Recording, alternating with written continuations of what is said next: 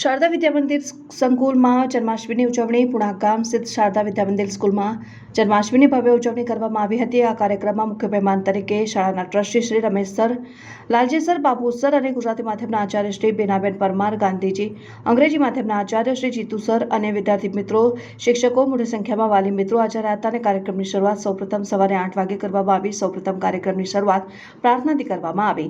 ત્યારબાદ વિદ્યાર્થીઓ દ્વારા તૈયાર કરેલી કૃતિઓની રજૂઆત કરવામાં આવી અને વિદ્યાર્થીઓને અલગ અલગ પ્રકારના કૃતિઓ રજૂ કરીને સૌને મંત્રમુગ્ધ કરી દીધા હતા। નાના પુરકાર દ્વારા કૃષ્ણ જન્મોત્સવના નાટકની રજૂઆત કરીને સૌને ખૂબ જ આશ્ચર્યચકિત અને ખુશ કરી દીધા હતા અને શાળાના આચાર્ય શ્રી બીણાબેન પરમારે વિદ્યાર્થીઓને કૃષ્ણના જન્મોત્સવની ગીતાનું મહત્વ સમજાવ્યું। ત્યારબાદ વિદ્યાર્થીઓએ માટલી ફોડીને જન્માષ્ટમીની ઉજવણી કરી। વિદ્યાર્થીઓ દ્વારા વેસ્ટમાંથી બેસ્ટ વસ્તુઓનું પ્રદર્શન કરવામાં આવ્યું।